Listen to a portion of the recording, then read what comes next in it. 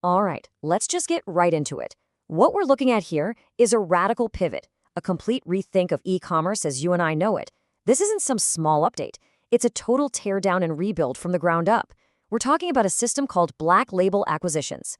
It's a protocol designed to generate wealth by replacing human labor, pretty much entirely, with autonomous AI agents. So yeah, welcome to the pivot. So, what's the big problem they're aiming to solve?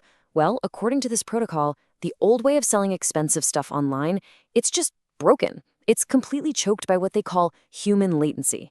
You know, the unavoidable delays, the little mistakes, and all the hidden costs that come with having people run the show. And this just lays it all out perfectly. On the left, you've got the old world. It's slow, it's clumsy, it's filled with human error, and it relies on all this manual back and forth negotiation. But on the right, you see the promise of the new protocol. It's instantaneous, it's completely autonomous, and it is ruthlessly efficient precisely because the human has been taken out of the loop. So let's talk about the solution they're proposing. Now, this isn't about giving people better software to do their jobs. Not at all.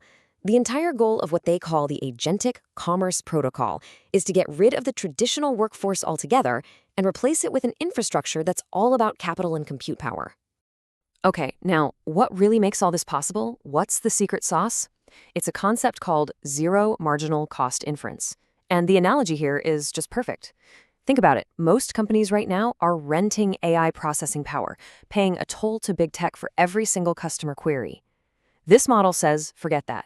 We're going to buy the hardware up front. We're going to own the brain outright. So after that initial cost, every single thought, every customer interaction is essentially free.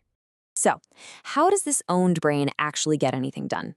Well, it runs a proprietary piece of software, an agent called Project Mariner. This is your digital employee, and it works 24/7. It's constantly scouring the web for new suppliers. It reads or, ingests all of their legal and technical documents. It goes out and autonomously negotiates payment terms, and then it fulfills the orders, all without a single human ever having to click a button. Okay, so that's the pitch. And it sounds incredible, right? Almost too good to be true. And that's exactly why we have to bring in the tough questions. During the actual investor meeting for this thing, the committee raised some serious red flags, really trying to ground this futuristic vision into today's reality. And this was the first big one. Is agentic commerce a real fundamental shift in technology, or is it just a bunch of fancy jargon, a buzzword salad cooked up to make a pretty simple retail business sound way more valuable to investors? It's a very fair question. Then the skepticism got way more specific, right down to the hardware. They asked, why on earth would a simple shopkeeper need this incredibly powerful enterprise-grade GPU? We're talking about a local supercomputer, basically. It just seems like massive overkill for running a few online stores. And then came the most audacious claim, the one that I'm sure made a few people in the room just lean back and go, wait, what?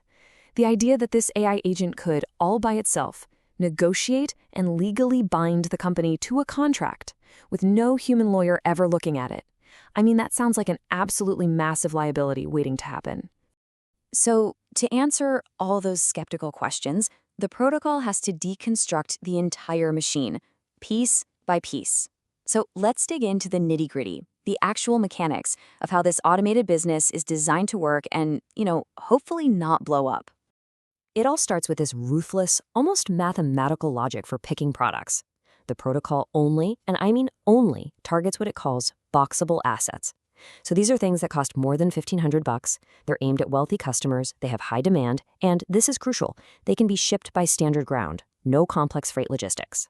And here are some real-world examples of products that fit that perfect mold. We're not talking about cheap little gadgets here. We are talking $3,000 golf simulators, $2,000 thermal scopes, and robotic lawnmowers. The margins are fat, and the logistics are simple.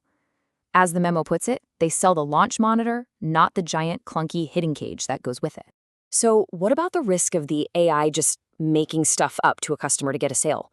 Well, this is exactly why that overkill supercomputer is so necessary. The system uses something called a RAG architecture.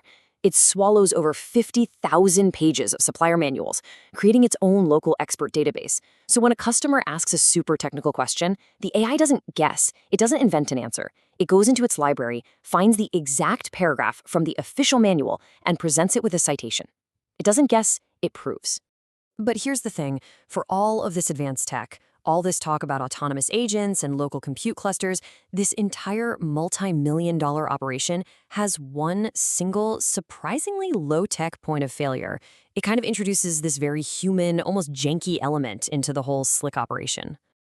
And there it is. They call it the Ghost Protocol. It's literally a $5 HDMI dummy plug you can buy on Amazon.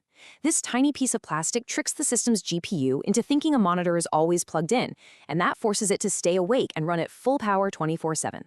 Without this little dongle, the entire digital workforce could literally fall asleep on the job. It's wild.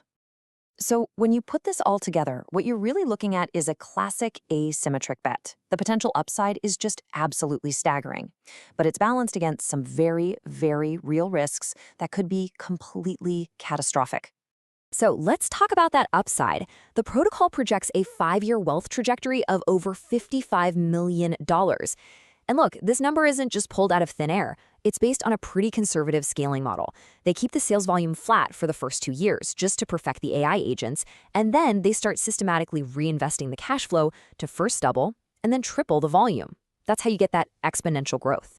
And here's the core of the financial argument. This isn't a retail company which might get sold for 1.5 times its earnings. No, the argument is that this is a tech infrastructure company. Because it's run by autonomous agents with super low operating costs, it deserves a tech multiple, 4 times its earnings, which leads to that potential $13 million exit. But you gotta weigh all that potential money against the downside. And the investors were right on the money here.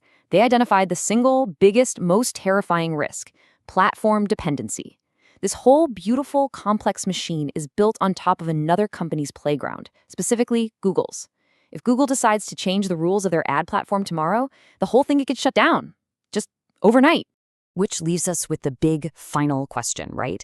Is the Agentic Wealth Protocol a genuine glimpse into the future of automated commerce, a true, literal money printing machine? Or is it just an incredibly clever but ultimately fragile house of cards that's completely at the mercy of the tech giant it's built on?